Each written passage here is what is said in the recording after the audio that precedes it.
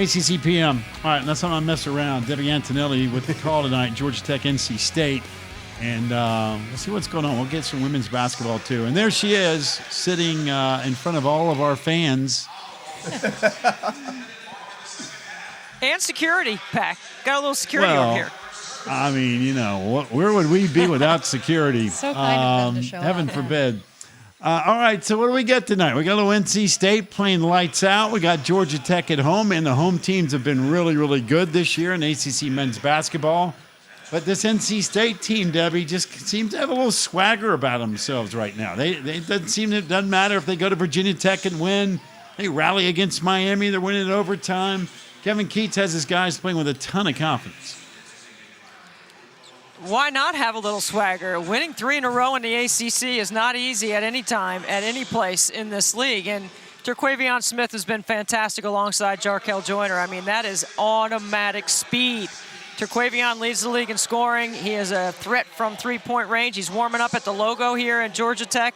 I think this is going to be a fast-paced game for NC State, and they need to make it fast because Georgia Tech likes to clog it up and slow it down with multiple looks defensively. Josh Pastner is ready with his defensive game plan to try to slow NC State down. He told me today that playing against NC State is like they're playing downhill like on a treadmill. I mean, they're playing so fast they tilt the floor, and Georgia Tech's got to do a really good job of keeping them in front and making them execute, and Georgia Tech's got to find ways to score. They have really struggled to get to 70, and that's the number Josh Pastner is trying to get to tonight. Yeah, on that note, Debbie, we've heard Josh Pastner circle the number 70, saying they've struggled to get there, and also that finishing around the basket has been an issue for them, and especially against an NC State team that's really good in that department in defensive rebounding. How does Georgia Tech remedy that? Well, Georgia Tech has got to find easy scoring opportunities. So situational offense like ATOs, baseline out of bounds, sideline out of bounds. Anytime there's a dead ball where Josh Pastner can call some sets, and he's calling more sets than what he had hoped. He thought they would be a little bit of a better shooting team than what they've shown early on, but that doesn't mean they can't get hot. Miles Kelly is one of the most improved players in the league. They've got to get to the paint, play off 2 feet, make some plays inside. They're a very good offensive rebounding team. So when you take shots in the offense that you know players are going to take, you can get to the offensive boards.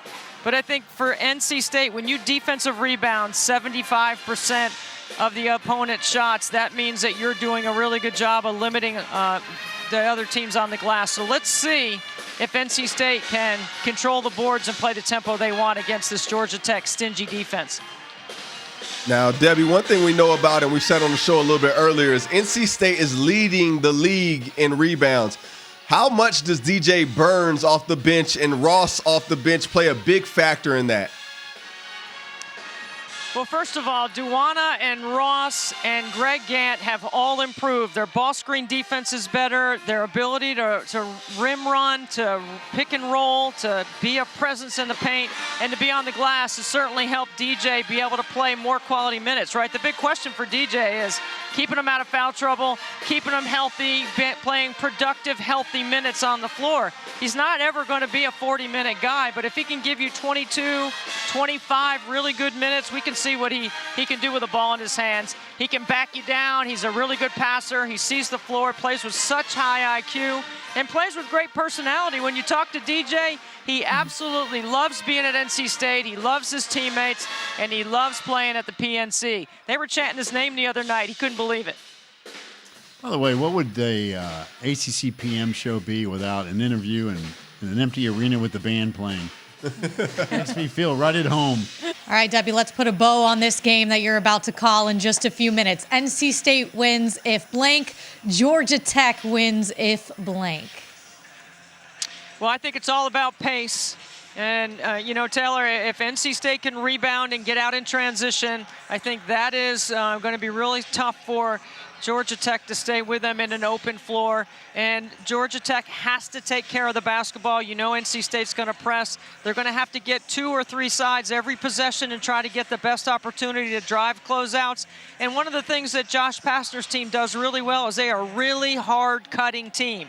They're going to have to accelerate their offense through the quarter court, and if they cut hard and they move the ball, they'll get open shots. They're just going to have to make them, and they haven't been doing that. If they do that, they can win.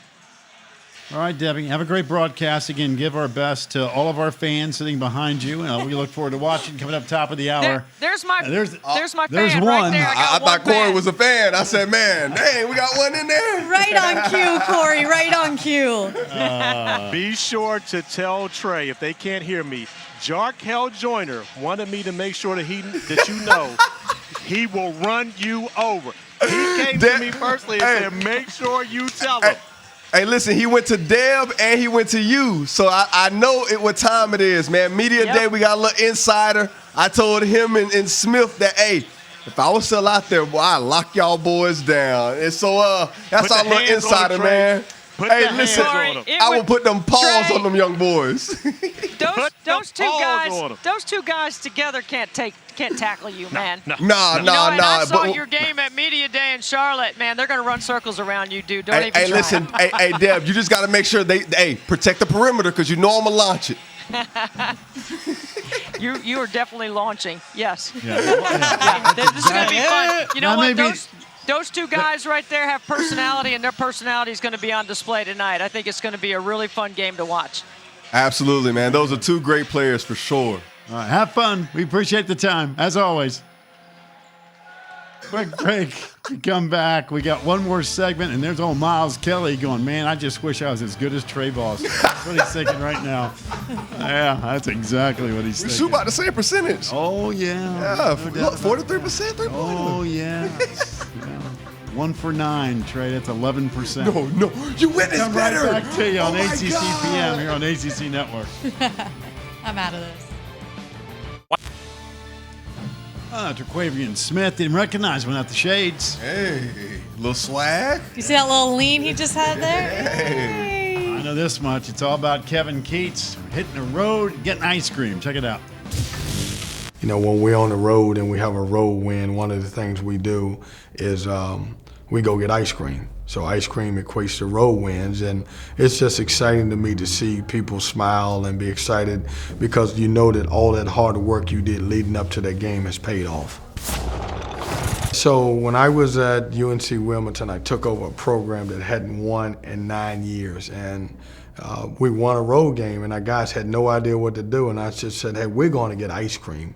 And that kind of stuck with me into NC State. Now, the crazy thing is that when I go as a coach, I don't get ice cream now unless they have lactose-free ice cream because I'm older now and it bothers my stomach.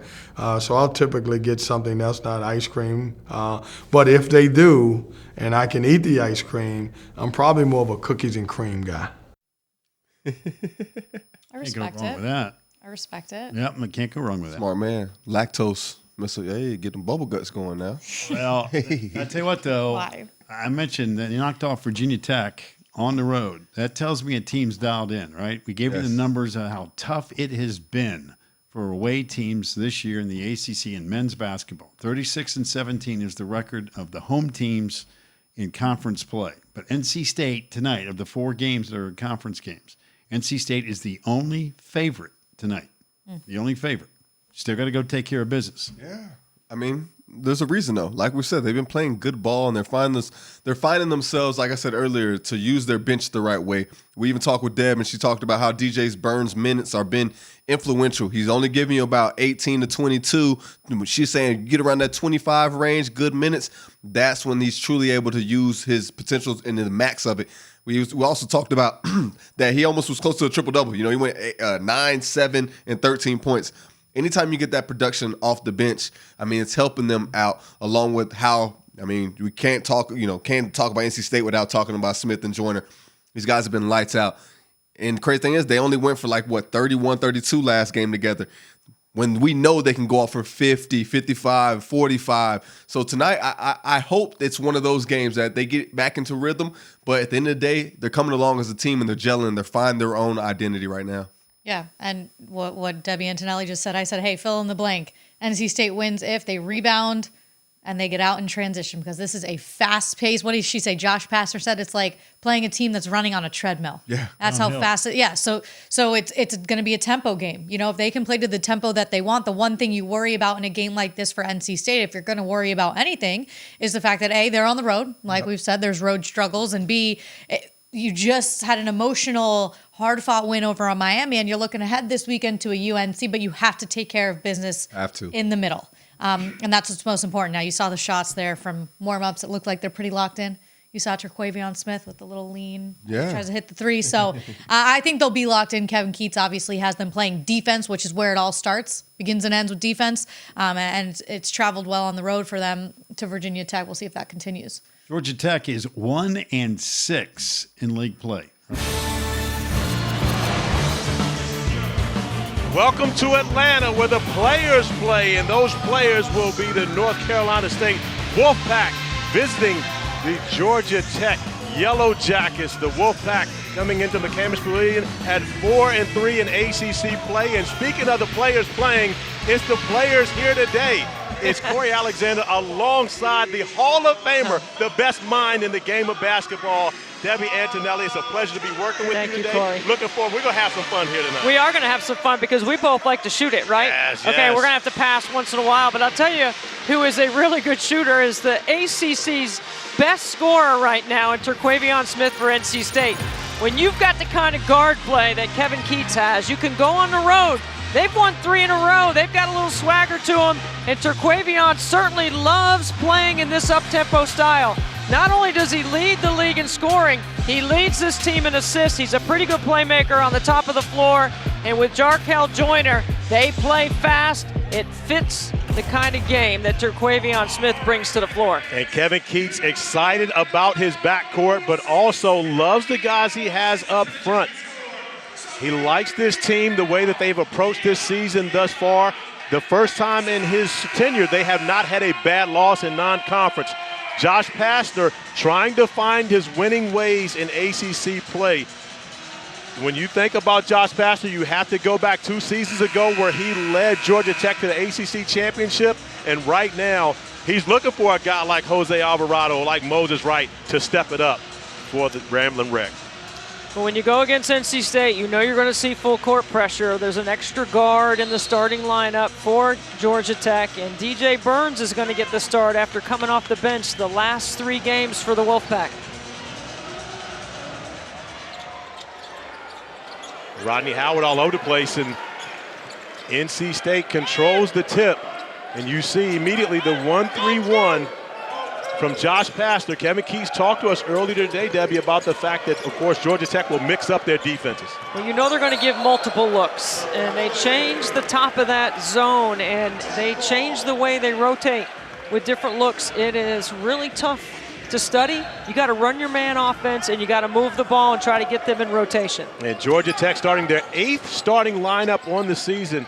As Debbie mentioned earlier, Kyle Sturdivant back into the starting lineup, started the first 8 games of the season and his first start since. And Sturdivant lets one go early and is on the point, knocking down the 3 ball. For a team that has struggled to score all season, that can't be a better start for Georgia Tech. Getting Sturdivant to get going outside the arc. DJ Burns with the look inside the zone, off the mark, and Sturdivant pushing the basketball. The easy one to Jalen Moore, getting the easy bucket. That's one of the things that Josh Pastner talked to us about. They needed more transition buckets. Well, they have to find some easy offense, right? They've been struggling to get to the number 70. In ACC play, they're averaging less than 70 points a game, closer to 65. As Terquavion hits a big triple. And that's the thing, Debbie. It doesn't matter where he is on the floor. You have to account for 0 in red. Terquavion Smith, he had 18 points in the first half of the game here last year. Got off to a great start here as well. On that uphill pass, that's the one that Jarkel Joyner's got to get. This is where Kevin Keats really loves Joyner, defending the basketball, but another bucket in the paint. Coleman to Moore, who gets his second bucket here on the evening. A 3-for-3 start for Georgia Tech. That allows them to set this defense when they make NC State take it out of the net. You know, that's the one thing, of course, with Josh Pastner. He relies on the defense. He knows they're going to be solid on the defensive end of the floor. As Terquavion Smith lets another one go, unable to finish it, but the offensive rebound for Casey Morcell, who lines up the 3 ball, unable to knock that down. Multiple chances for NC State doing the job on the offensive glass. Joyner for 3, unable to get it. Normally 2 for $1 works. This time the Wolfpack got 3 for $1 and get it back once again. That's why you got to get on the glass against Georgia Tech, because it is harder to get organized in that zone if you get offensive rebounds and kicks to the three-point line. There's Terquavion on the possession before, knocking down a triple for the only basket early on for NC State. And you made a great point, Debbie, where you talk about getting organized in the zone. That's knowing exactly where Terquavion is at all times. A scramble underneath. Basketball will go in the direction of Georgia Tech. You know, Corey, when we were talking earlier about what did Georgia Tech have to do to win this game at home, and one of the things was scoring early to gain confidence, set that defense. Josh Pastner is so good at changing the rhythm of the game with the defensive looks that he goes with. I even saw him working on some junk today. Don't be surprised if we don't see box and 1, triangle and 2 at some point. One thing you know for certain about Josh Pastner, he will mix it up as Kyle Sturdivant's off the mark. Kevin Keats imploring his guys to get out and run, especially off of missed shots. You don't want to allow Georgia Tech to try back and set up their defense. Well, and DJ sprints back to the top of the floor where he sets that drag screen. That's where the foul occurred. You know, DJ Burns has been coming off the bench the last 3 games. He's coming off a career-high 7 assists for NC State. He really passes the ball. He really does. DJ, I talked to him about that earlier today. He said, hey, what are you doing with all these assists, man? He talked about, I can drop dimes when I want to. He also can Barkley you, back you down, back you down, back you down. He's built for that. He's built for that. Jalen Moore playing with confidence early. 2 buckets for him. Rodney Howard getting inside, going against DJ Burns. But another chance for offensive rebound. Georgia Tech 3rd in the ACC, over 11 offensive rebounds per game. That's one of the things that you have to account for at all times. Yeah, and I like getting a ball to Josh Howard early. Like, establish him on the baseline. See if he can get 2 feet in the paint and back DJ Burns down. Put some pressure on DJ on the defensive end. And Ebenezer Dewana not making the trip. So, of course, NC State now down 3 front court players with the injuries that they have on the season. More minutes for DJ Burns in this nice find.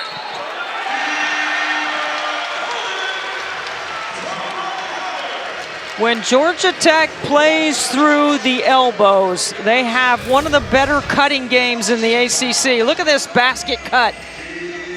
Terquavion Smith doesn't jump to the ball. This is a great delivery by Howard and a terrific timing play by Georgia Tech. And Debbie, one of the things, of course, you and I know very well, way back in the day when we were playing basketball, when you play against a team that pressures you and denies, the back door is always going to be a look. Josh Pastner has his team prepared for that here this evening. Terquavion Smith from way downtown. Hey, we might want to call that Midtown. I told you that he was warming up from the logo. I'm going to have to get my tape measure out in the first half. We might have to go out there at halftime and measure that one. I tell you what, I used to be able to maybe give it a shot from there. Now I have to throw the basketball to get it to the rim from that far away. For real, we're going out there and measuring. Oh, you got the tape measure for real? I'm not kidding. I've carried this thing with me for 20 years. I tell you what, it doesn't get any more official than Debbie Antonelli on the 1s and 2s.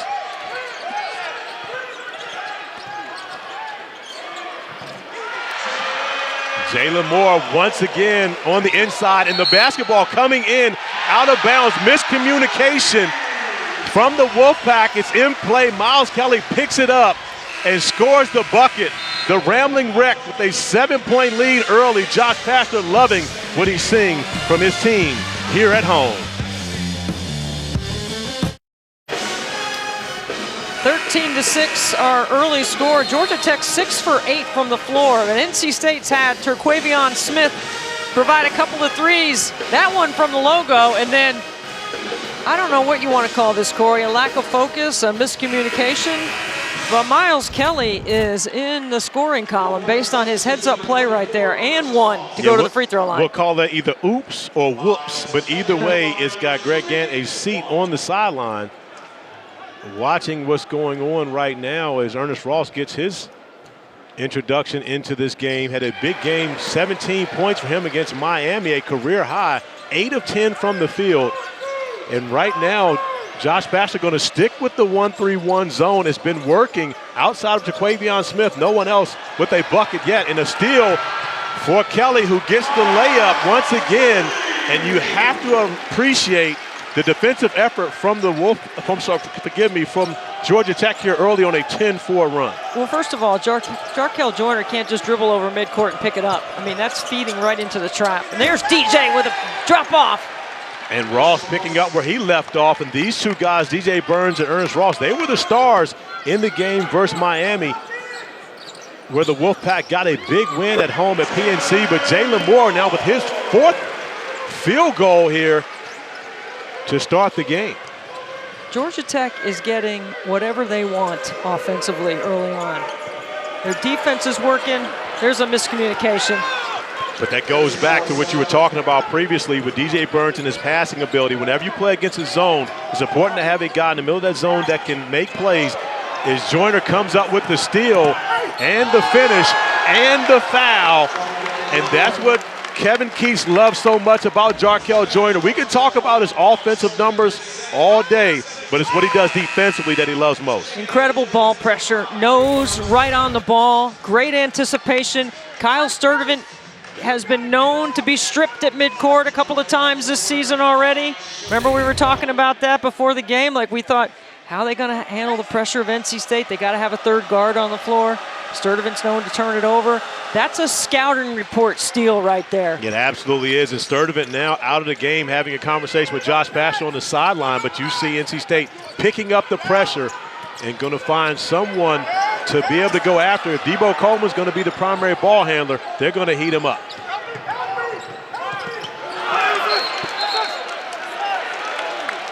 That's exactly what you want out of Georgia Tech. You know they're going to be frenetic defensively with their effort. If you can speed them up on the offensive end, you make them uncomfortable. And Davon Smith stepping into the game at that point guard position, but even still, even though you don't take the basketball from him, you force a bad pass. Another turnover for NC State as DJ Burns was anticipating Casey Morsell cutting to the basket, but no cut, ends up in a turnover. That's where DJ sees the game like a guard, right? He has vision on the top of the floor. He understands the zone. He sees the angles, sees the lanes in the zone. Not many post guys can do that. They really don't. Talk with DJ prior to the game. I said, do you know Debbie Antonelli? Oh, as Jalen Moore has gotten off to a great start. Double figures for Moore already in this game.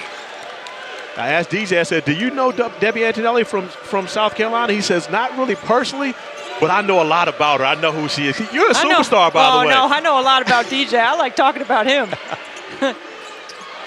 Oh, my goodness. Is Ross going to drop some triples on Georgia Tech? And I believe that's the first three-point field goal made for Ross on the season. I want to say he came in 0 for 2. You know what? The 4 players at NC State have gotten so much better. Not just their ball screen defense, but Ross is playing with a ton of confidence coming off that huge game he had against Miami. And a block shot in the corner by Jaquavion Smith. Another opportunity for the Wolfpack to get out in transition. The extra pass from Smith to Morsell, unable to knock down the 3, but a good look for Casey Morsell in the corner. Debo Coleman getting a good look from the top of the key. Doesn't go down, but another offensive rebound for Georgia Tech. And Davon Smith comes in averaging close to 6 rebounds a game coming off the bench at the point guard position. I mean, he's listed at 6'1", but I think he's barely 6 feet, and that just speaks to what a great rebounder he is. Look at the pressure from Ross ending up in the steal from Joyner, the layup, and just like that, it's a one-possession game. Kevin Keith spending a lot of energy on this sideline. You can tell how important a game this is for the Wolfpack.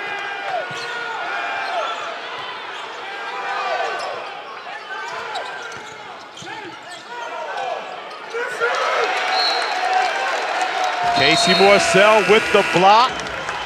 Moore has had his way in the painted area, but not that time. Casey Morsell standing his ground defensively. Ever since that timeout Kevin Keats called, his team has been higher level energy, better connected, harder working, a refocused group, and that score was 13-6 when we went to break, when they had that timeout. Now it's just a two-point game. Yeah, only the Wolfpack on a 10-2 run right now, an opportunity to tie or take the lead on this possession. After a tough start, Kevin Keats has to be happy with the energy and the effort he's gotten from his guys in the last 4 minutes.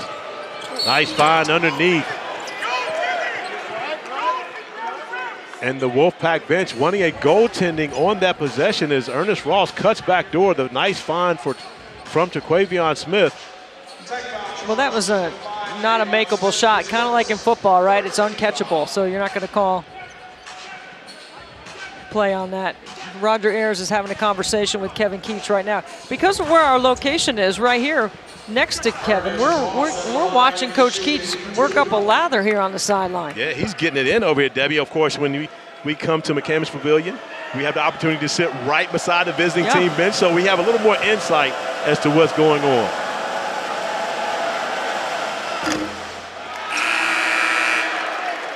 Here's Saturday's college basketball doubleheader. Matt Cleveland leads FSU against Jamarius Burton and Pitt in our first game at 3:30 Eastern. Then it's off to the Dean Smith Center for Caleb Love and North Carolina hosting Taquavion Smith and NC State in another Tobacco Road rivalry matchup. Should be a great afternoon of hoops right here on ACC Network and the ESPN app. Right now, Joe Lenardi, 7 teams projected to the NCAA tournament, 2 on the bubble. Big game tonight, Corey. Clemson on the road at Wake Forest right after us. Debbie, I think it should be more. I think Wake Forest should already be in that mix. And honestly, I think Syracuse is a team that's getting back. Smith makes another great defensive play, his second block on the evening. Let's come back to that because I want to talk to you about Syracuse. I agree with what you're saying. We got a good one here. A lot of action. Jalen Moore getting it going early, but the Wolfpack on their way back.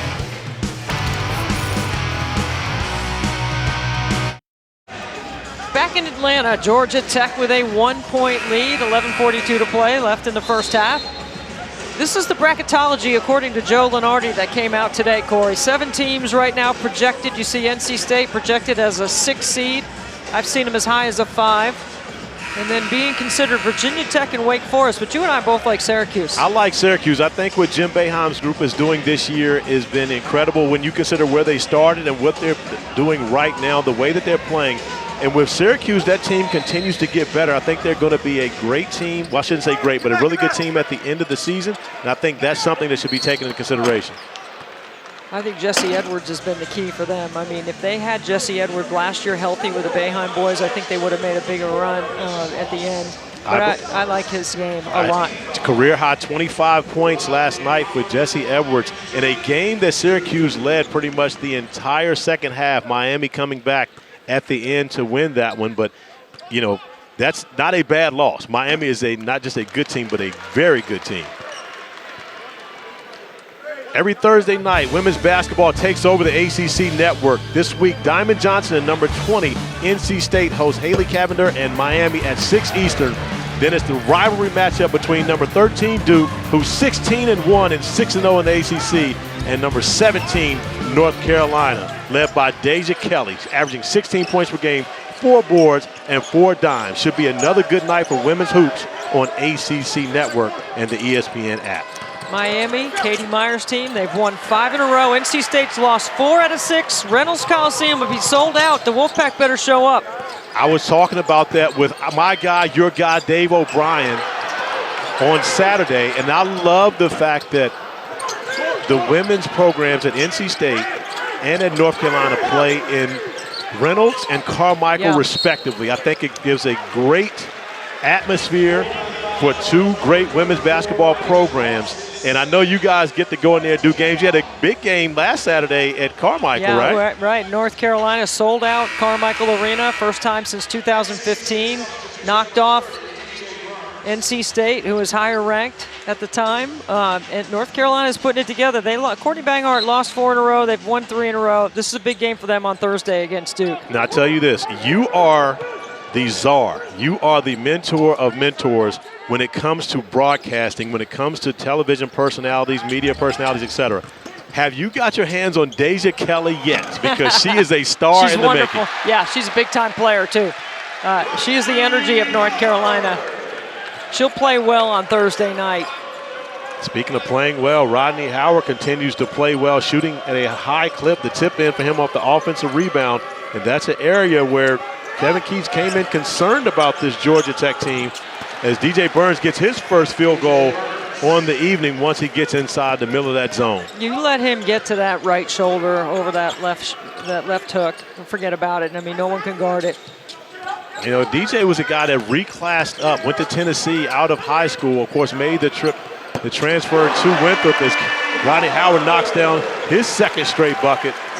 But I like seeing DJ Burns with Kevin Keys, and he's not necessarily the style of player that Kevin Keys normally goes after, but he's fit in very well with the Wolfpack. I mean, right now, Georgia Tech has elected to play him straight up, and NC State's getting him the basketball right here on the elbow. And he has been dropping dimes. A missed opportunity right there, mishandled on the pass, with 3 assists already for DJ, but the 7th turnover for NC State here in this first half. You know what, Corey, I think people forget that DJ was in high school with Zion Williamson and John Morant, and then there was DJ. Yeah, I remember. DJ, but DJ was an EYBL guy, though. He was on the Nike side while Zion was playing with the 3 stripes. You know, Jeff Gravely at NC State did a great interview with DJ the other day about, you know, how much he loves NC State, how much he loves the fans. They were chanting his name the other night for the Miami game. He loves it. Hey, Debbie, I'll tell you, I've known DJ since he was a freshman in high school.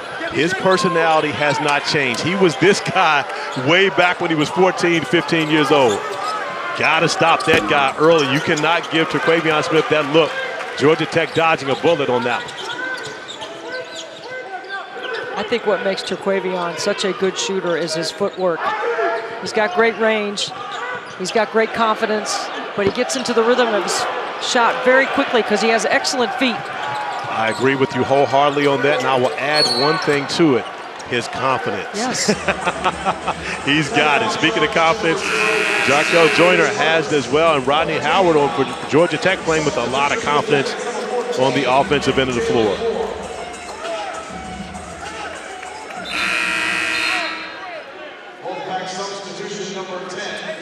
NC State going with a really small lineup on the floor right now. 4 guards and DJ Burns.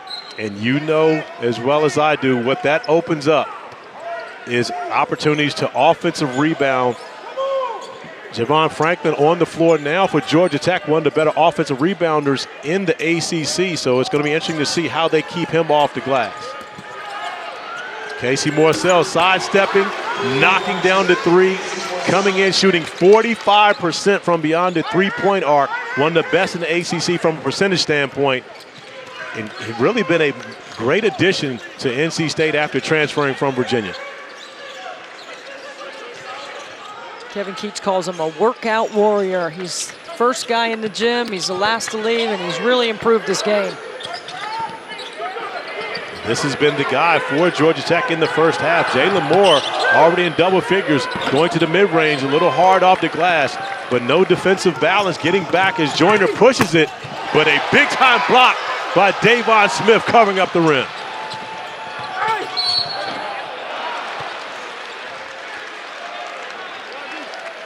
This is a tough transition right here for the Wolfpack. It's a 2 they don't get on the other end, and it's a foul on DJ on the defensive end. Jarkel on the push. Look at the closing speed of Smith.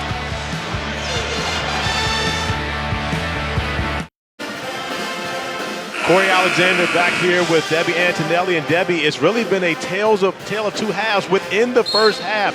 NC State started off cold, Georgia Tech started off hot, but these things have changed. Well, what changed for NC State is their defense, right? They picked up the intensity. Jarkel Joyner got a couple of steals, made a couple of layups. Terquavion Smith has hit a couple of 3s. And Georgia Tech was playing through the elbows. They were playing inside out. They're doing a good job of getting to the free throw line here in the first half. And you mentioned Georgia Tech. This was exactly the start that they needed. 20 points in the first 6 minutes of this game. They've stalled since. But Josh Pastner talked to us about how important it was for them to get off to a good start. One of the reasons why he made the change, their 8th starting lineup of this season, getting Kyle Sturdivant back in the starting lineup. The detail, the precision that Josh Pastner ran through shoot-around today was amazing. Just the different looks defensively, what he's thinking about when the ball is dead, when the ball is live, what he wants to call. They like to run Princeton, but he's got to call some sets. I mean, it's fascinating. He's admittedly a repetitive repeater. He likes to go over things. He likes repetition and wants to make sure that his guys get it, whether it's him saying something or doing something, as DJ Burns gets his second bucket, driving past Howard on the interior of that zone. Breon Pass has done a really good job defensively. He was stuck on a bigger guy before the timeout. Now he's got Davon Smith. You would expect for Breon Pass, of course, to be a great defender, great feet, coming off the gridiron, of course, where he was a two-sport star, getting beat on the back door on that possession. And we've got a little bit of a mix-up, no harm done. But Davon Smith on the back door finish. I mean, that is so quick. Again, it's a nice leave by Howard. That's the second time Georgia Tech has been able to get that exact cut. And look at the hops on Smith. And Debbie, you've been doing this longer than I have, and you've covered this ACC for a long time, so you can think back to Ben Lammers making those same plays right there at the top of the key when Josh Pastner first took over here at Georgia Tech, and you see Rodney Howard showing off his passing ability as well. You know, Josh mentioned Ben today, actually, about facilitating through the elbows and how much he missed Ben. Davon Smith attacking the basket once again. Yeah, I'm sorry, Breon's got to be raising his hand on that, Corey, because DJ's in the vicinity. You can't get another foul on DJ. But that's why I mentioned you as one of the best basketball minds. That's a vet move. Breon Pass is the sophomore right now. He may not recognize that yet, that he has to be the guy raise his hand to take that foul to keep the big fella out of foul trouble. You know what, Corey, back in our day, we had to raise our hand. They don't do that anymore. I never raised my hand. Every Thursday at 10 Eastern, right after our women's basketball doubleheader, the Nothing But Net crew will break down the night in the ACC with highlights and analysis of every women's game. And look ahead at the best games on the schedule in the coming week. That's coverage you can only get one place, right here on the ACC Network and the ESPN app, so you can watch anywhere. And that's just great patience by Jarkel Joyner in the two-man game. They are always looking for each other, Joyner and Smith. Yeah, these two guys play very well together. You would think that they've had much more experience than they do, but I can remember them coming in on media day and just seeing the way that they've already bonded early, and you can tell that it's matriculated onto the floor. Rodney Howard's having a heck of a game. He really is. His stat line is outstanding. It's 5 assists. And right now, Georgia Tech is damaging NC State. Points in the paint. That has been the struggle for the Wolfpack.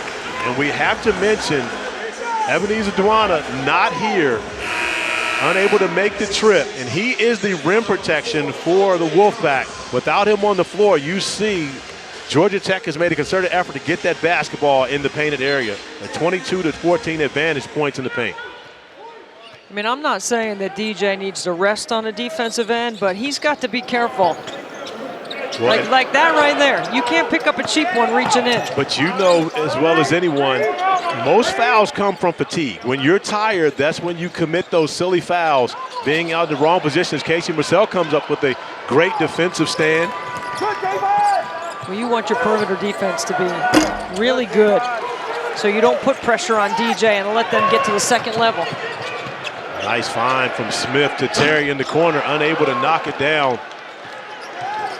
Now, Debbie, of course, you watch as much basketball and break up down as much film as anyone as Joyner gets an easy bucket, blowing the doors off of Terry, getting the easy one. But when we come back, I want to talk to you about Terquavion Smith. Does he settle for jumpers too much because he's such a great shooter? Back at McCamish Pavillion. And earlier in this game, a basket that was given to Howard was taken away and actually given to Franklin. So there's going to be a change in the scorebook on this one. But Debbie, we talked about Terquavion Smith, a great shooter. 96 made three-pointers a year ago as a freshman, third all-time for a freshman in ACC play. But he has the ability to attack the rim and score off the bounce. Does he settle too often because he is such a great shooter? when he catches in rhythm and he doesn't put it on the bounce and try to create on his own, you know, just to pull up for a jump shot, I think that's when when the ball gets stuck, that's when he has a problem. When he catches it on a reversal and he looks to make a move quickly, I think he can take any shot he wants. And he's one of those guys, as Rodney Howard knocks down another bucket, and he's had success in this one. But Terquavion's one of those guys, even though he's right-handed, he jumps off of his right foot, dunks left-handed. We saw that a lot from him during his freshman season. A number of times here on this court as DJ Burns misses the look on the inside. He has the ability to attack the basket and finish. I would love to see him do it more often. Well, it depends on if Jarkel's on the floor. Jarkel's on the top of the floor. Terquavion's on the wing. Now, people got to remember, Terquavion also leads the team in assists. Speaking of finishing. How about Dayon Smith, man? I mean, he comes off the bench. He's energetic. He's bouncy. He's aggressive. And he can finish at the rim. We talk about his ability to go upstairs. Casey Borsell driving to the rim, unable to finish, but DJ Burns right there. Johnny on the spot with the second chance opportunity. But Debbie, you talked about it earlier. DJ Burns has played a lot of minutes in this first half, and he's visibly winded right now. Put him in tough position when you put him in that pick and roll action.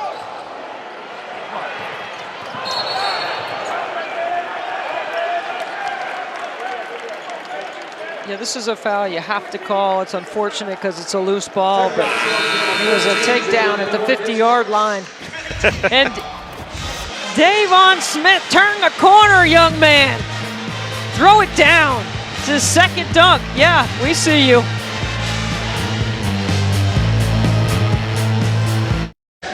When you look back at the last two games for both these teams, NC State at home versus Miami in an overtime win scored 52 points in the paint against the U. And conversely, here on their home court, Georgia Tech only scored 16 points in the paint against Pittsburgh on Saturday. Pittsburgh scored 30 against them. And it's been a reversal of fortunes this evening thus far, Debbie. Well, I think a lot of it has to do with Howard facilitating the offense through the elbows. Look at the numbers. 3-point goals last game against Pitt. They made 12. Tonight they've just made 1. NC State is doing a good job of guarding the three-point line. But I think NC State's got to keep moving the ball, keep attacking, keep going inside out, and playing through DJ. I agree. DJ Burns making things happen when he gets his hands on the basketball in the painted area. Another opportunity for DJ after the break. Moves Rodney Howard out of the way. Going to that left hand once again, able to finish. I mean, deep in the shot clock. Throw it in there and he can bail you out. You know, and such a smart player. He's recognizing, of course, DJ told us earlier, send the double team. Come on, I want you to send it because he likes dropping dimes out there. But if you don't send the double, he's going to win that matchup versus his guy man to man. See, this is where Howard's got to swipe it and look to attack DJ. Swipe it through. Absolutely. Jalen Moore continues to go to work in this first half. Georgia Tech has not trailed in this game, and Moore now with 12 points.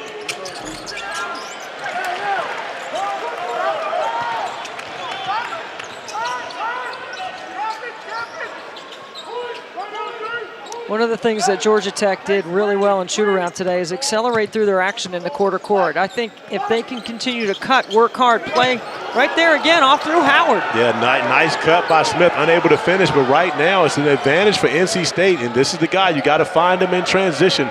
Terquavion Smith attacking the basket, able to get it to go. One defender, not enough to stop Zero from getting 2. That's 10 points for Terquavion in the first half to lead NC State scores. Told you earlier, Debbie. That's what you're talking about, Corey, right? Put it on the bounce, look to attack. I like to see him playing that way. Of course, he has the quickness. He has all the ability to score in many facets as Debo Coleman lines up the 3, unable to knock it down, but the offensive rebound for Dayon Smith and the opportunity to go to the free throw line and extend the lead for Georgia Tech.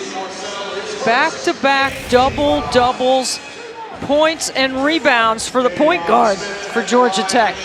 And that's Terquavion off the bounce, taking advantage, crossing up his D, attacking off that closeout. Such a great three-point shooter. Teams are going to run him off the line. So the more he mixes in those opportunities for him to attack the basket, and again, this is what I love the most.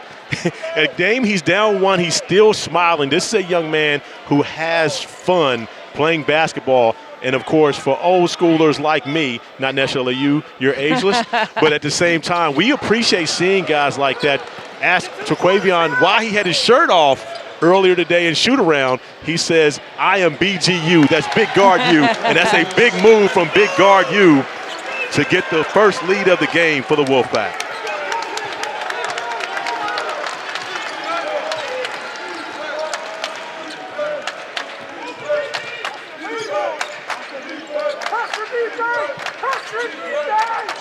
Miles Kelly from the top of the key, unable to knock it down. A quiet first half for Miles Kelly, who leads Georgia Tech in scoring.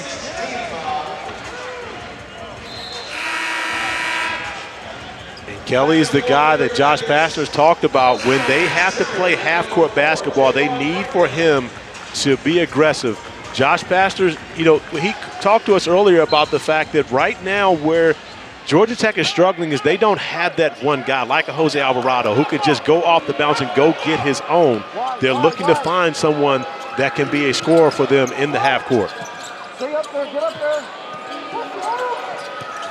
Draw two, move it.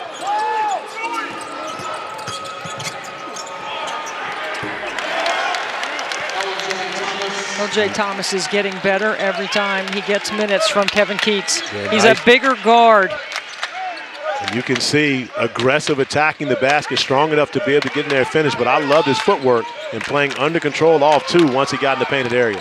Kyle Sturdivant, who knocked down the first three of the game for Georgia Tech, off the mark on that one. Now you see NC State wants to call the timeout. Kevin Keats wants to try to run down these final 22 seconds and get the best possible look as his team has taken a 3-point lead with 22 remaining. Okay, Coach Antonelli, an important possession for NC State.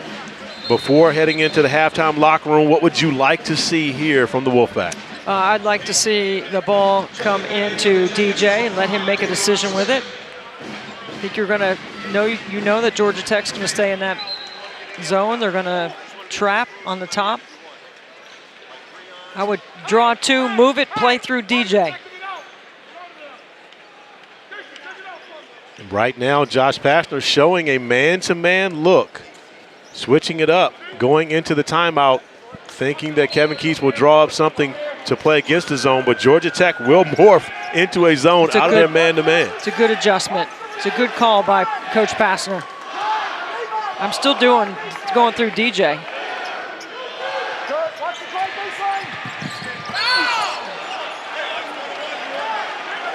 They had a foul to give. Oh, no, they did. That's 1-1. And that's a tough foul right there. You put Terquavion Smith on the free throw line with an opportunity to add. Well, I like the adjustment by Josh Pastner. Mixing it up, last possession. Kevin Keats calls timeout. He changes his D. You get DJ Burns out now because it's a defensive possession after the free throws. You don't want him to pick up another one. He's just got one. Great call, Debbie. And if I'm Kevin Keats right here, you make this second free throw. I'm thinking we go with some full court pressure, Yeah, 7.2, see if you get a steal and a look, but to try to speed up Georgia Tech, take them out of whatever they want to do. But get somebody on Miles Kelly because Smith is going to push. And the substitution by Josh Pastner allows Kevin Keats to be able to get Breon Pass back into the game, taking Terquavion Smith off the floor. Bringing Lance back on the floor as well, gives them another three-point shooter.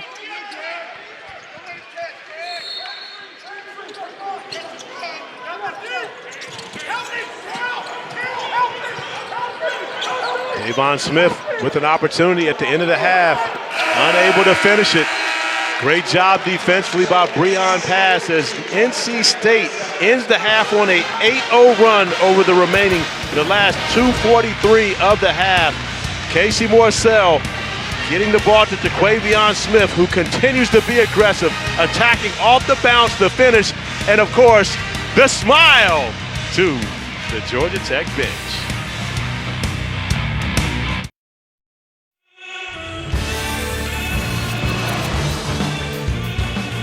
Back in Atlanta for Georgia Tech, NC State. Great matchup thus far. A 5-point lead for NC State at the half. And Debbie, we got two guys in double figures in this first half. One guy that we were expecting in Pavillion Smith. Not sure if anyone was expecting the other side. Yeah, we were waiting for Miles Kelly to get going, right? And in the meantime, Rodney Howard played well, and so did Jalen Moore. And Jalen Moore did a great job of being on the glass, scoring on the paint, in the paint, doing a nice job of facilitating the offense. I thought it was an aggressive play by him. I also thought Howard played really well. His stat line is good in the first half. He rebounded, he assisted, he defended, he kept DJ Burns on some pressure on him defensively. But this is Jalen Moore doing a great job with 12 first half points to lead Georgia Tech. And on the other side, DJ Burns played 18 minutes and 46 seconds. He shot 4 for 8 from the floor. He's got 8 points, 3 assists. Was terrific in that middle third. When he gets to that right shoulder, forget about it. He is too good, too talented, so good distributing and finding his teammates, and reads the floor so well on the offensive end. And of course, Pavillion Smith from logo range, not once, but twice, continues to be aggressive on the offensive end of the floor, and not only shooting the three, but attacking the basket, going off the bounce. 14 first half points for Smith as he led the pack. Get a look at our first half summary. And really, Georgia Tech led the majority of this first half, but it was a stretch down the end of the first half where NC State was able to come back, and they did that attacking the paint, taking that points in the paint advantage, and a 10-0 run in points in the paint to finish the first half. Yeah, Corey, I thought when NC State cranked up their defense after they trailed by 7 early, and Kevin Keats called that timeout, then the game flipped for NC State. They got aggressive, they turned Georgia Tech over, they handled that matchup zone and that trapping defense a little bit better. And, you know, for me, I like a trapping defense. Bring 2 to the ball and move it. I think that gives you a better opportunity when the floor opens up. And NC State will look to take advantage of that in the second half. Well, they're not going to trap us in the second half. I'll guarantee you that. NC State, 13-1 this season, leading at halftime. Can they make it 14-1 here in Atlanta?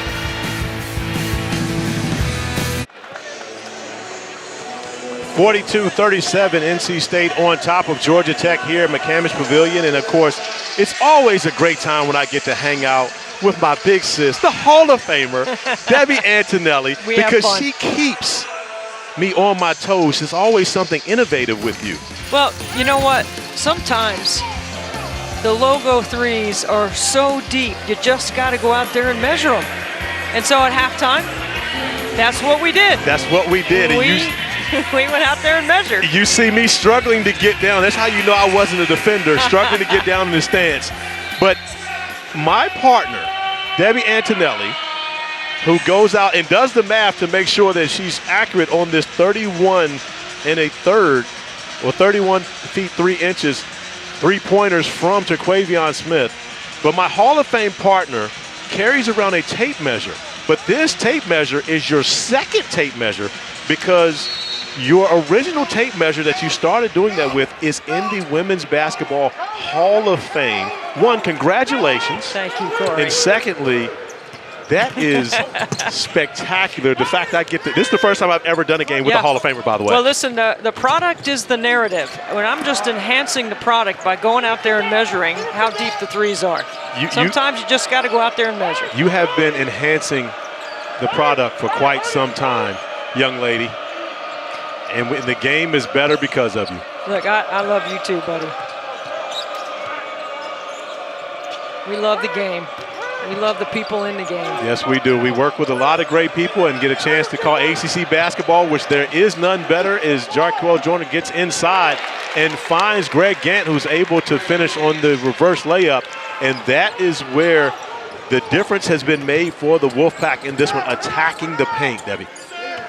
I think that's what they have to do, is play inside out, get the ball to the middle, playing through that middle third of that Georgia Tech defense.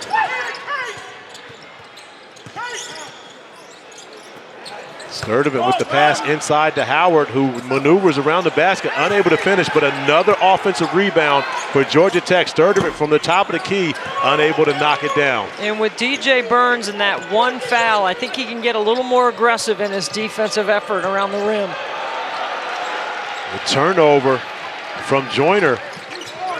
The 9th turnover of the game for NC State is Casey Morcell applying the defensive pressure to Miles Kelly at the top of the key.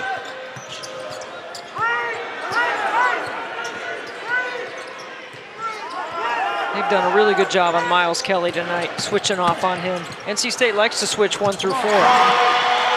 Kyle Sturdivant going to the mid-range, getting the bucket. And Debbie, I'm so caught up in getting a chance to work with you today, I forgot to mention, Jarquel Joyner with 3 turnovers has turned the basketball over for the first time in 5 games as another turnover for NC State.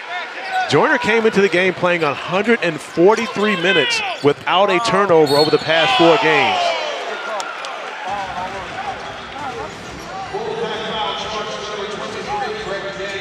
Kevin Keats can't believe the foul on Gann. I thought he got the ball first, and then I thought Miles Kelly tripped over the ball. Yeah, that's a tough one to go against NC State right there. It is that. We've got a great crew on hand today, of course, led by Roger Ayers, who's the best of the best. Lee Cassell right there with him, and then Paul Sells joining out the trio today.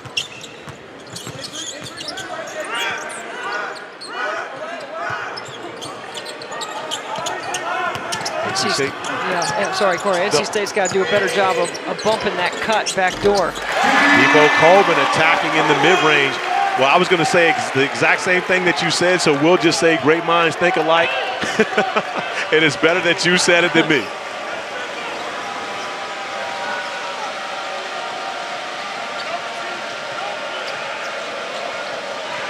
NC State bringing that screen much higher. DJ Burns coming out close to half court to set that ball screen as Casey Morcell finds himself in the corner. Still 9 seconds remaining on the shot clock, but a strong attack from Casey Morcell. And again, he's another one of those guys who is a knockdown shooter. That's evident in his percentage, but can benefit himself and his team by attacking the basket even more. One of the things Kevin Keats told us is Casey has gotten a little bit more comfortable playing at this pace, right? A faster pace, acceleration through their offense. Not just the up and down vertically, but playing in the quarter-court a little bit faster, with much more confidence because he's worked on his game so much in the offseason.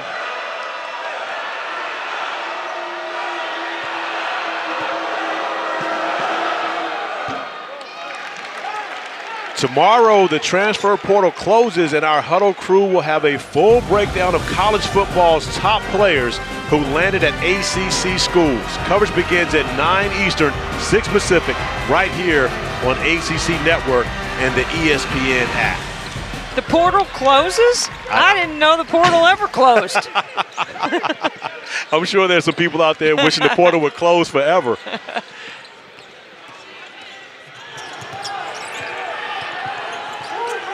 Kyle Sturdivant handling the basketball, being pressured by Joyner, and this matchup has been one to watch the entire night thus far. Joyner putting tremendous pressure on Sturdivant, trying to initiate the offense. And you see how late.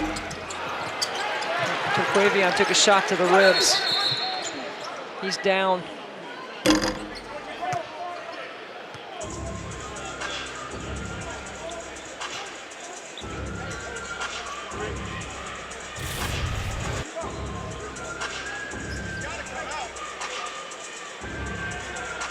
It's hard to tell from that angle exactly.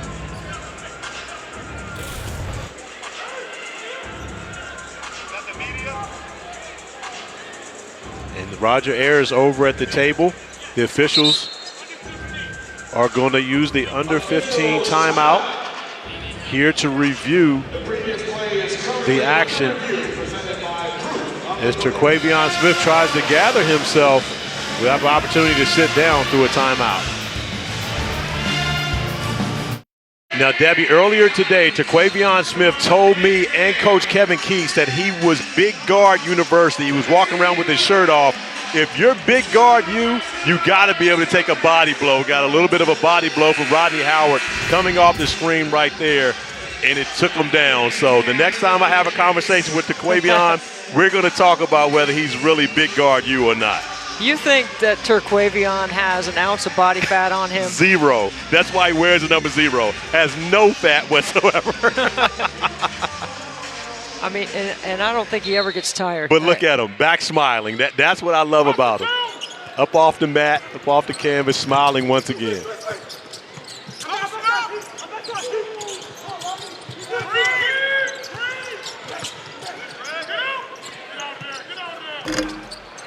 Another offensive rebound for Rodney Howard, and that's going to be the second foul on DJ Burns. You talked about DJ staying out of foul trouble in that first half, but Howard getting great position to come up with that offensive board.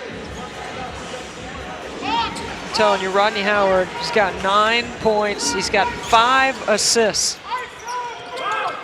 Doing a fantastic job in this matchup right here, being a facilitator through the middle third of their offense. And we came on air talking about the guards, but it's been a great matchup with the bigs in this one when you consider DJ Burns and Rodney Howard. Jalen Moore continues his excellent play in this game. Another bucket for Moore going to the jump hook to make it a one-possession game.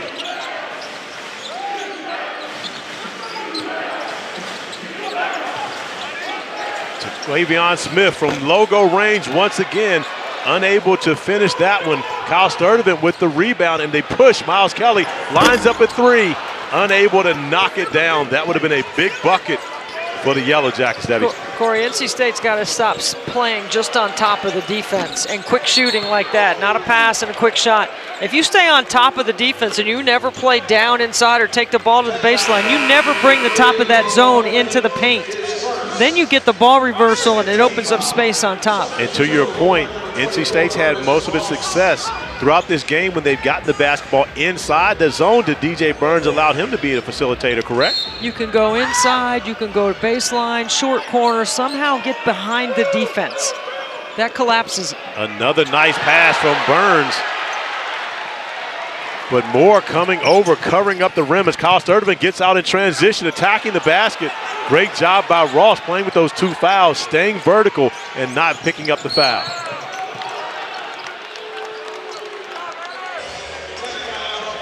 Kevin Keith was looking for goaltending on this play right here, but no, that's on its way up. It's not in the cylinder.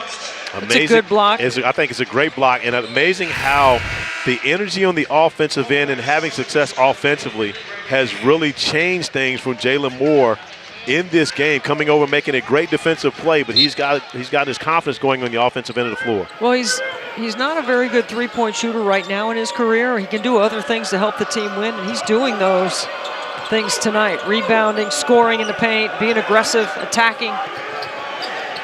Casey Morsell that's what with I'm talking corner about. 3. You called it. Okay, you stay on top and the zone stays on top. But if you can get some vertical push, whether it's off the bounce or passing to the corner, you can get behind the defense. Well, and one thing, of course, you know this, we teach the young people at home, the most difficult place to guard when you're playing against a 1-3-1 is that corner, is those baseline corners. It's so difficult for whoever's playing that back line when the ball changes sides of the floor to be able to get out there and cover a shooter. Casey Morsell standing his ground. Another great defensive stop. The kick-ahead pass. As Joyner is able to climb the ladder and go get the finish, the dunk. And just like that, NC State pushes it out to an 8-point lead. Defense leading to offense for the Pack.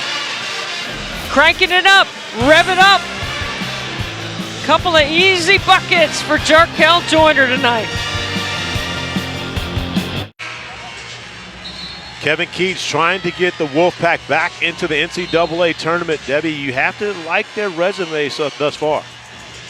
I mean, and the other thing is that you not only have a good resume right now, you've got lots of opportunity for quad 1 wins inside the league moving forward. Agreed wholeheartedly. You look at the next 5 games for the Wolfpack. At North Carolina, of course, that would be a quad 1 win if they're able to get that. Notre Dame at home, at Wake Forest, which would be another quad 1 win, and then home with Florida State. So, as you mentioned, a number of opportunities for the Wolfpack to continue to bolster that resume. And I can tell you right now, that Saturday matchup at the Dean E. Smith Center is going to be rocking when the Wolfpack enter the building.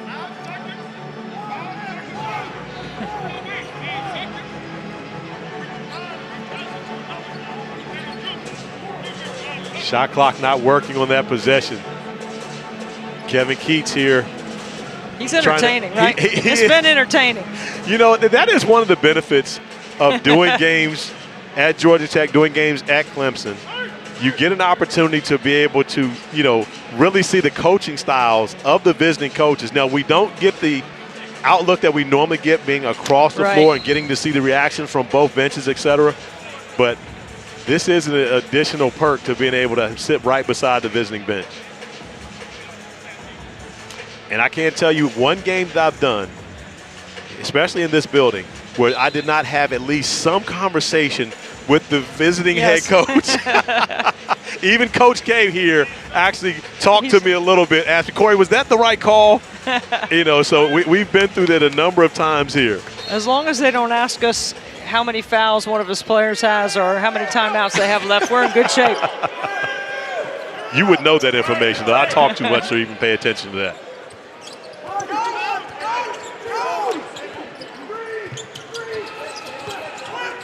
I thought the game changed when Davon Smith came on the floor for Georgia Tech. I think he is a rhythm changer for them on both ends of the floor. Yeah, I agree wholeheartedly.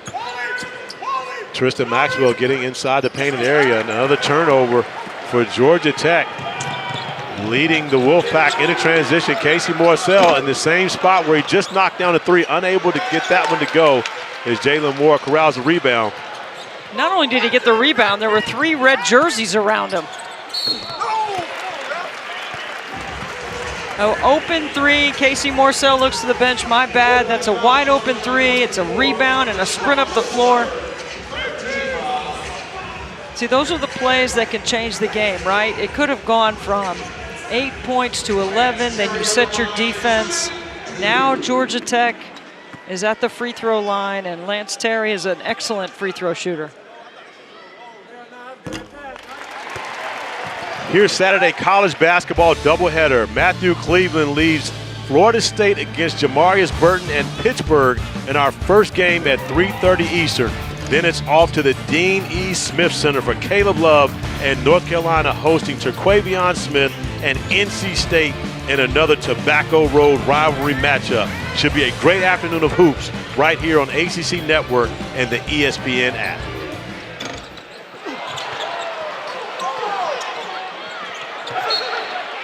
Good hustle by Morcell. One of the things that I've really noticed, and this is the first time I've seen the Wolfpack live this year, Kevin Keith's group plays hard. They play a lot harder than they did even a season ago, where a lot of those 50-50 balls go their direction that they didn't get last year. Oh, there's no question. I think they're, not only they play hard, they play connected like that right there.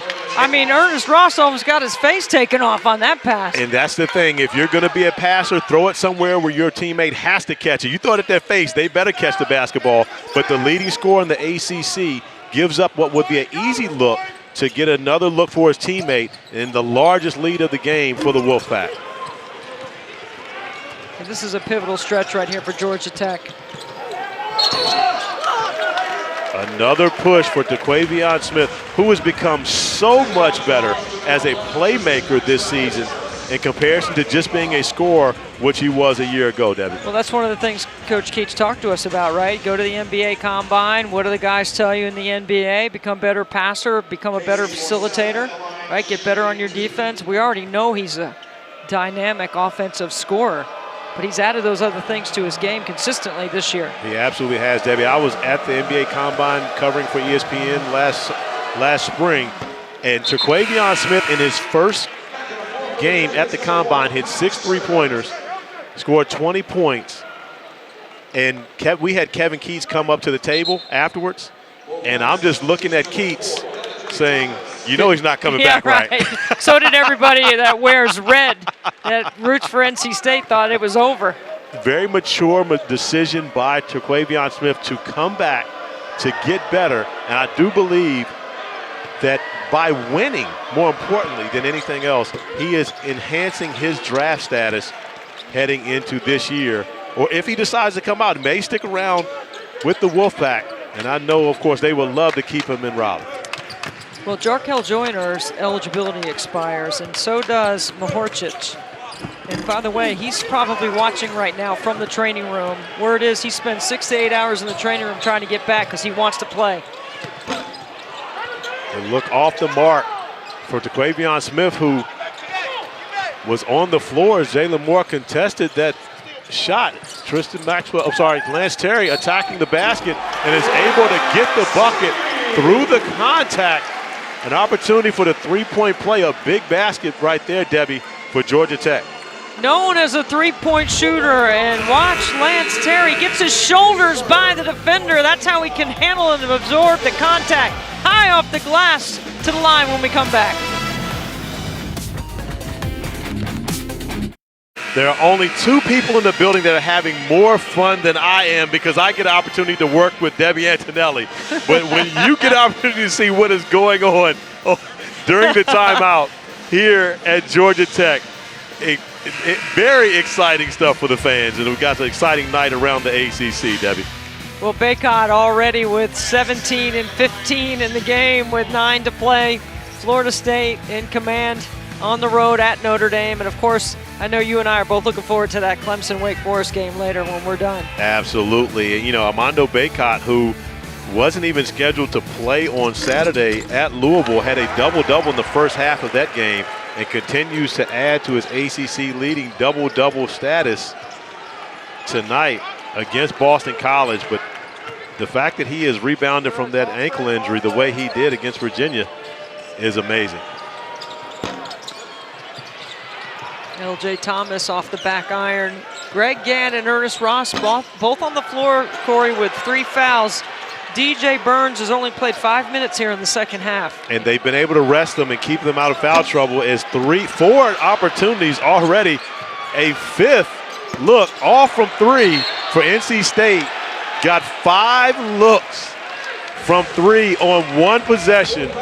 Unable to knock any of them down, but Kevin Keats continues to encourage his guys simply because they're battling on the glass and getting more shot opportunities than Georgia Tech. NC State almost doubled their offensive rebounding in just that 1 possession. Only 2 second chance points for NC State in this game, even though they've been crashing the offensive glass. And this is one where Javon Franklin can really be in attack mode against DJ Burns, who's back into the game like you talked about before. Being able to catch at that free throw line, rip and attack DJ getting downhill.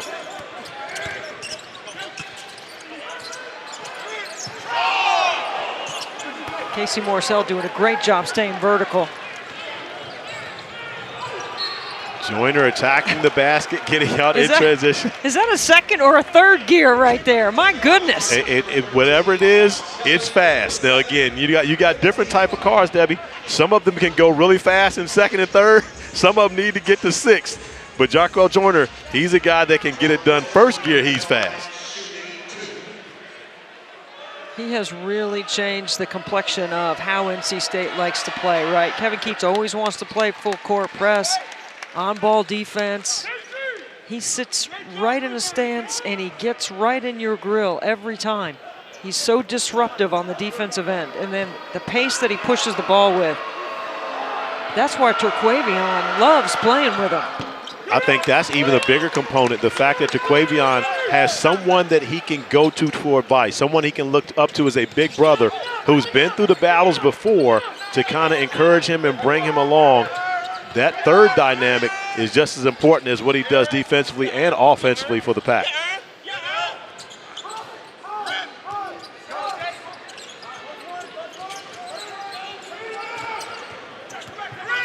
DJ talking on that back row.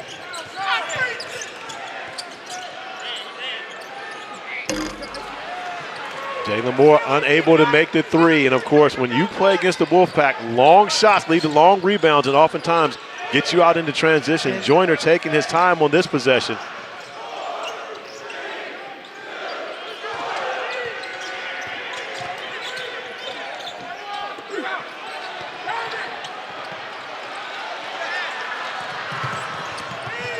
Modern day basketball, Debbie.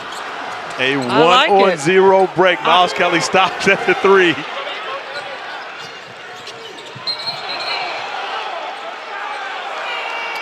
It's a reach by Kelly.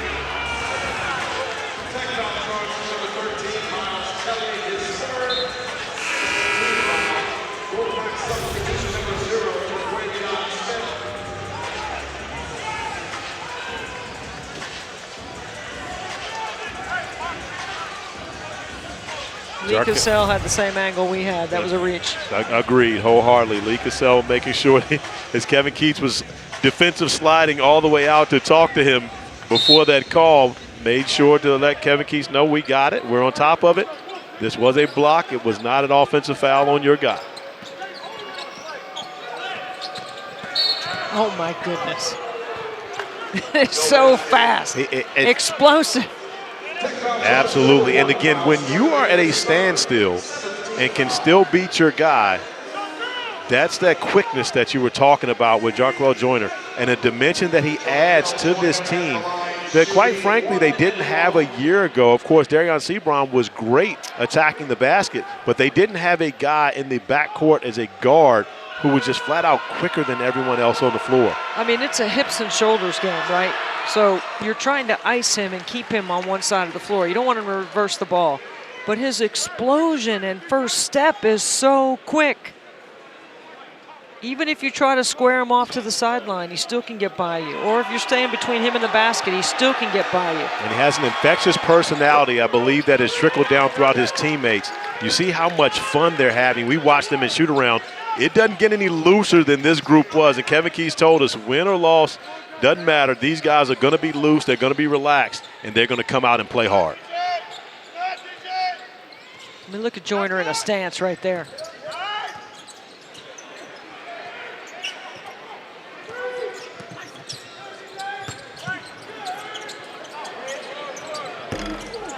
More, 2 for 12 2 for 17 coming into the game.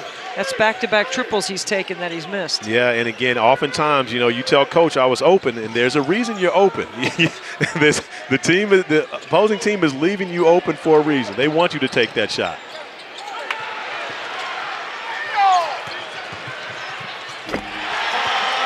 Easy bucket for Miles Kelly, the easiest bucket he's gotten here on the evening. It's been a struggle offensively for Georgia Tech's leading scorer thus far.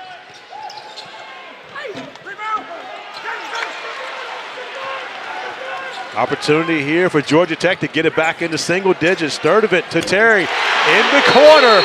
And just like that, it's a 7-point game. Kevin Keats wants a timeout to talk it over. Georgia Tech with 8:40 remaining, not out of this game. They're not done yet.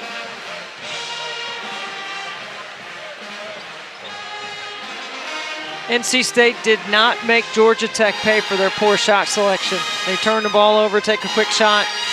Yeah, Jarquel Joyner, we're admiring his explosiveness, but when you're going to get in there, you got to be able to make a play. Yeah, and especially when it's your point guard. Because if it's Joyner attacking the basket, there's got to be communication with the teammates knowing who's going to be the guy back defensively, having that defensive balance, and there was no defensive balance on the last two possessions. Miles Kelly shot the three in the corner on transition one time, but this time he goes in and gets the bucket. Then Kyle Sturdivant with the great penetration, having his head up, finding Lance Terry over in the corner. Terry knocking down the three ball, and just like that, we've got a 7-point game. And of course, with that 3-point line, games are rarely over with this much time left.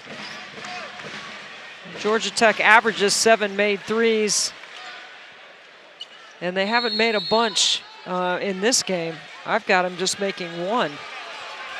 But they are known for defending the 3-point line, and they're back in this 1-3-1 again defensively. Difference having Ross in the middle of that zone is NC State is 0 for 7 on their past few possessions. As Terquavion Smith gets the easy bucket. He was thinking of a highlight level dunk on that possession. That was probably a smart play. Thought about it again and just laid it up midway through.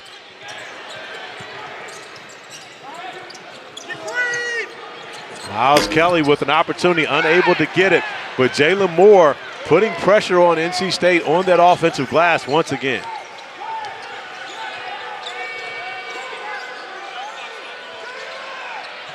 The turnover from DJ Burns allowing Kelly to get out in transition. A nice find to Franklin. The finish. Once again, a 7-point game. Georgia Tech starting to score in transition. Off their D, Lance Terry up the floor, advanced passing.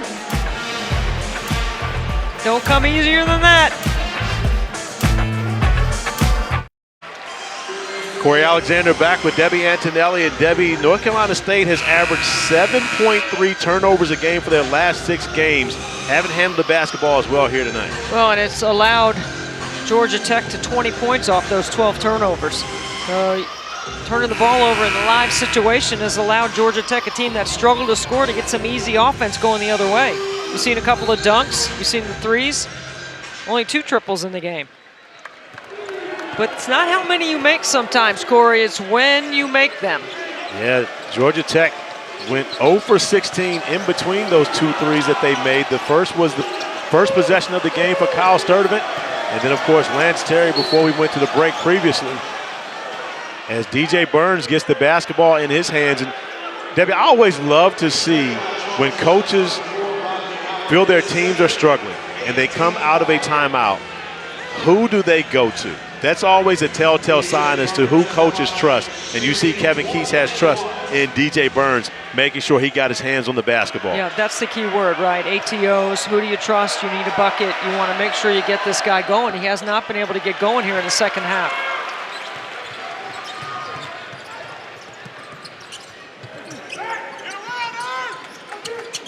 Ernest Ross trying to front. That's a great job inside by Franklin, working hard off the ball to get positioned deep in the paint. And both teams going with bigger lineups as Ross picks up his 4th foul. Greg Gant will come back into the game to replace him. Ernest Ross coming off a career high 17 and 9, played 22 minutes in that Miami game. He had some big rebounds in that game. And we got a 5-second call. Another turnover for Georgia Tech as Josh Pastner just puts his head down. The 8th turnover. And what they're so good at is cutting, and they didn't cut. Or they didn't cut hard. No, 4 turnovers each in this second half for both these teams.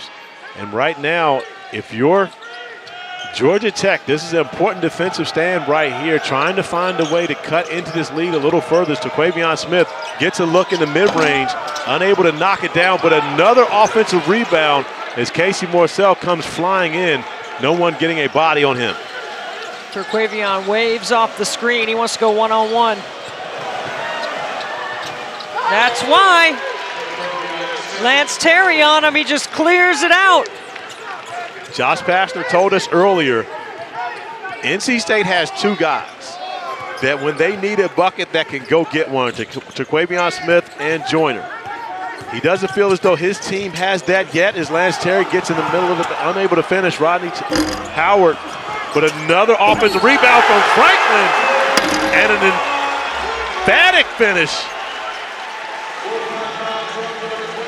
I mean, I thought Lance Terry was fouled.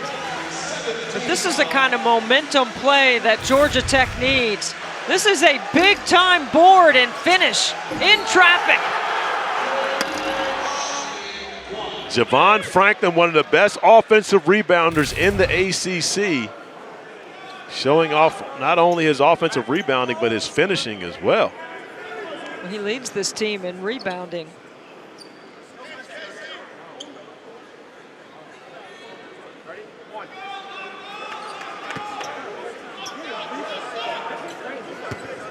Georgia Tech is over their offensive rebounding average. They've got more than 13 now. They average 11, which is third in the ACC behind Duke, and Duke leads the ACC in offensive rebounding. That's the 4th foul on Greg Gant. So now Ross and Gant playing with 4 fouls. Georgia Tech with 2 bigs on the floor, trying to exploit those mismatches in the middle and put pressure on NC State's defense. DJ Burns trying to back down Franklin. A nice pass from Burns to Gant, who's able to knock down the bucket, but the officials would go over and check to make sure Gant got that out of his hands in time. As Roger Ayers, Lee Cassell come over and check the monitor. They counted it on the floor. On the floor, it did count, however. And this is good officiating because you can stop the game at this point because it's a scoring issue.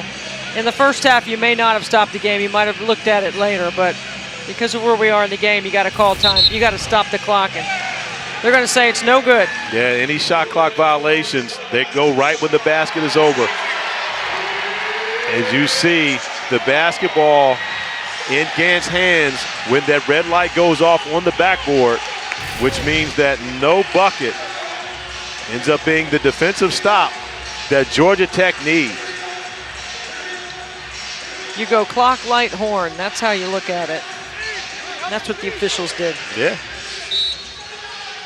You've been to officiating school, correct? Yeah, I put the stripes on 3 times and called some games. That's rotated in a 3-man crew. I can remember when I was a freshman in high school, my guy John, a.k.a. Jimmy Spears, after a big game as a freshman for Waynesboro High School, I would have to get up at 8 a.m. and referee youth games on Saturday mornings. I knew that was not the life for me, Debbie. I'm with you. Shot clock down to 5. Howard with the basketball. Terry, that shot was blocked by Casey Morsell. I mean, how solid has Casey Morsell been all game? We know he can shoot the 3. He's got a couple of those, but defensively, he has rebounded. He got a tough offensive rebound a couple of possessions ago. He's defended well. I believe he's the perfect complement to this backcourt when you think about what Joyner does, what he brings to NC State. Of course, TaQuavion Smith is a star, no question about that. But that steadiness that you talked about, that consistency from Casey Morsell, and of course a veteran. You know, his veteran leadership, I think he balances out really, what is necessary in this backcourt. You and I were talking about most improved players on our list in the ACC. Casey's on that list. Miles Kelly has improved 9 points per game. And then Sean Padula running the point right now for Mike Young till Rodney Rice is 100% and ready to go. Yeah, you like Rodney Rice coming in and being more of the ball handler and putting Padula off the ball. And again, Rodney Rice getting back into the mix for Virginia Tech. Very important, especially with Hunter Couture still out. And that's really been the struggle for Virginia Tech as they struggled in ACC play. I'm not sure if people realize the importance of Hunter Couture and all the things that he does outside of scoring. But you're talking about the ACC tournament most valuable player a year ago. Without him, it's been a struggle for the Hokies. Well, remember, Virginia Tech had a slow start last year at the beginning of the league, and then they win the tournament and go to the NCAA. So you can't worry about Mike Young's team, right? I mean, I'm not worried. I'll tell you this, Debbie. I actually called the game a year ago, and it was late January where the change happened for Virginia Tech. At Florida State, Hunter Couture makes 9 3-pointers, and Sean Padula makes 6. They rout Florida State, and that was an upward trajectory for the Hokies. After that is another 3 off the mark from Miles Kelly, and the basketball will head back to NC State.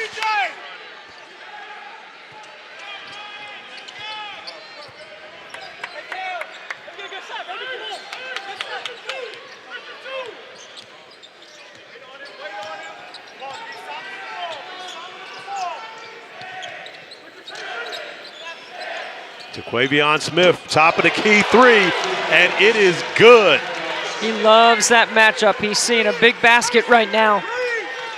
Debbie, I think he loves every matchup. I'm going to go as far as to say he doesn't think anybody can guard him, so he'll take his chances in any matchup. Another block shot for Casey Morcell, who continues to play stellar defense. And that's one thing about Casey Morcell, regardless of whether the shots go down, he's always going to give you that effort on the defensive end. He is stuffing the right side of the box score tonight. Blocks, steals, rebounds. Nice move by Lance Terry. Going off the opposite foot with the left-hand layup. A much-needed bucket to get this game back into single digits after a big three for Smith on the other end.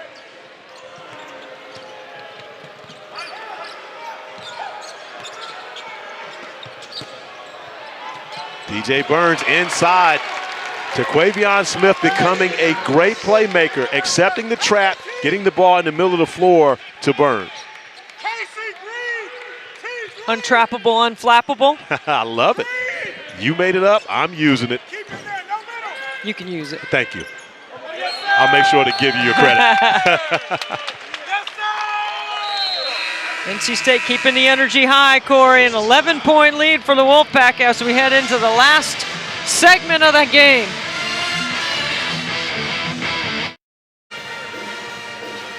Debbie, the Wolfpack looking to get their second road win of this ACC season. And, of course, they already actually have a road win in their pocket to head back home. The NC State Managers are undefeated in ACC play. 7-0. They won 79-74 last night against the Georgia Tech Managers. I think it's one of the great traditions that has developed in college basketball that the Managers play the night before in here under the lights with the big scoreboard and everything else.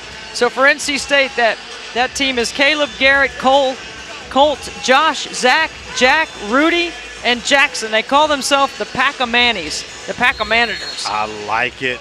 Matter of fact, I think I love it. The Pack of Mannies. I'm good with that. And if you have never seen the Managers games, it's hilarious. Oh, my goodness. And again, they are so competitive. And you're thinking about there are no officials on the floor either. So you're talking about calling your own fouls, really getting after this. Terquavion Smith lines up, knocks down another three. The fist pump by Kevin Keats right here, recognizing that could be the dagger for this game as NC State extends to its largest lead of 14. It's winning time, and that's Terquavion Smith time. DJ Burns moving his feet, getting the deflection. Another turnover for Georgia Tech. Kyle Sturdivant taking the foul to stop the break. As Jarkel Joyner already had it in second gear, Debbie. He was thinking about putting it in third. And we might have seen some fire come from his feet. Well, NC State has shot 38% here in the second half, but it's their defense that's been the difference, and their rebounding ability, and making Georgia Tech uncomfortable offensively. Every Thursday night, women's basketball takes over the ACC network. This week, Diamond Johnson and number 20, NC State, host Haley Cavender and Miami at 6 Eastern. Then it's the rivalry matchup between number 13 Duke, who's 16-1 and 6-0 in the ACC, and number 17 North Carolina, led by Deja Kelly, averaging 16 points per game, 4 boards, 4 dimes. Should be another great night for women's hoops on ACC Network and the ESPN app. 8 of the 15 teams on the women's side have at least one win over top 10 teams. Wow. That's the most of any conference. That's how good the league is this year. You know, this year, but it seems to be every year on the women's side in the ACC. Of course, we know what, my big sister Dawn Staley does at South Carolina. Yep. But when you look at overall depth of the conference, I would have to say the ACC has to be right there at the top when you think about all the programs. As you just mentioned, 8 programs that they win over a top 10 team this year. There's no question. I mean, it's a competitive and as competitive as it's ever been. Every night you got to fight to win. And the coaching in the league has gotten really good. But NC State has dominated the last 3 years. They've won the ACC tournament. 3 consecutive years. That's hard to do, as you know. It absolutely is difficult to do. Winning one is difficult to do, so imagine a three-peat.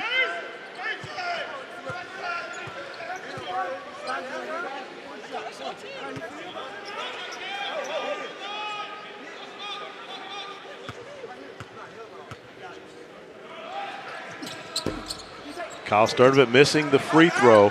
And that's been a struggle for Sturdivant on this season. At the point guard position, when you look at the numbers for Georgia Tech, Sturdivant a 56% free throw shooter, and Davon Smith 52.2 coming into the game. That's one of the areas that's been a true struggle for Georgia Tech all season long. Well, as Josh Pastner has talked about his team struggling to score, you know, making free throws would be easy scoring opportunities. ATOs, they didn't score on all of those. Situational offense, really important for him, and he talked about that with us today. I can imagine how coaches, when you come in to shoot around, love talking basketball strategy with you. See, they don't talk to me about that. Well, why not? I mean, come on. One of the things that Josh and I talked about today was that, you know, I thought he had a really great, interesting philosophical point about offense. You know, 80% of offense is when the offense breaks off. It's unscripted, right? So the first 10 seconds of the shot clock, if you can get something in transition, that's unscripted. But then you got the middle 10. Right, that's where you got to execute, and you run stuff, and you try to put your team in a position to score. But then when you get under 10, everybody calls for the ball screen, come out, and that's unscripted. Like go and get a bucket, right? 80%. I thought that was very interesting. You see, Josh understands your intellectual basketball mind. he talks to me about recruits. That's why we're a good team, then, Corey. That's it.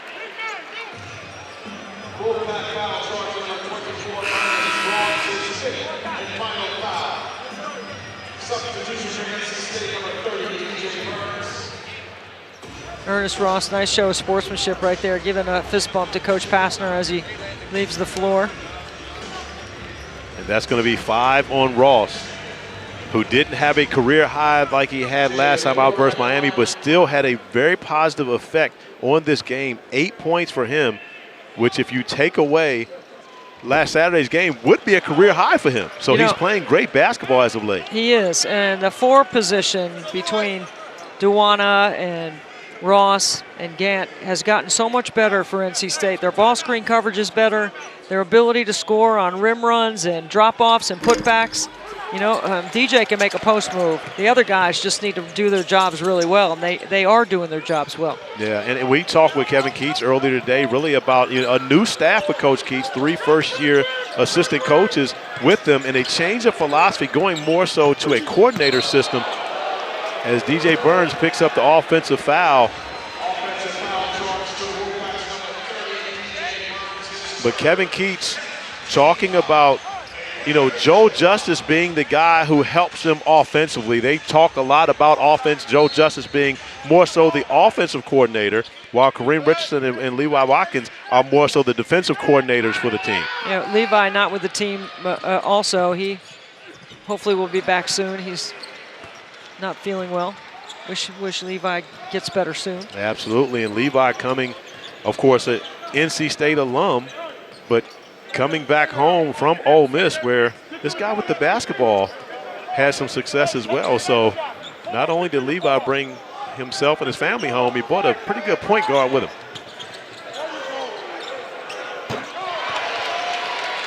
My goodness.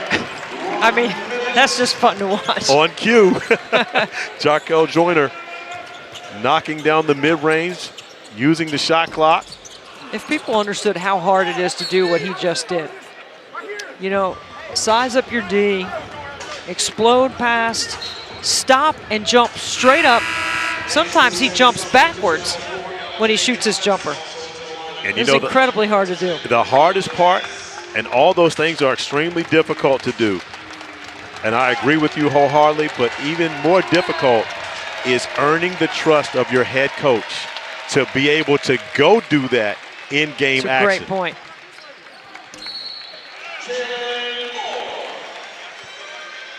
Jalen Moore continues to play good basketball, and that's going to be the 5th foul on Gant.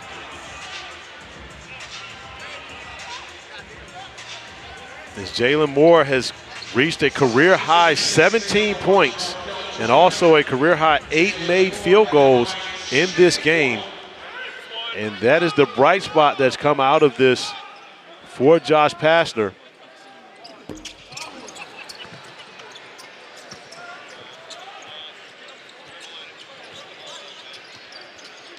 NC State's going to go to 4 in a row. Some that thought this could have been a trap game only because Georgia Tech has 1 win in the league. Need to think again. NC State played really well, and now they can get ready for the game over there in Chapel Hill on Saturday. It's going to be some fun, and we have to remind our audience, last time Terquavion Smith went to North Carolina, he dropped 34 on the heels. It will be must-see TV on Saturday, ACC Network, Wolfpack at North Carolina, one of the oldest rivalries in the ACC. Well, Corey, this has been fun, man. I've loved working with you.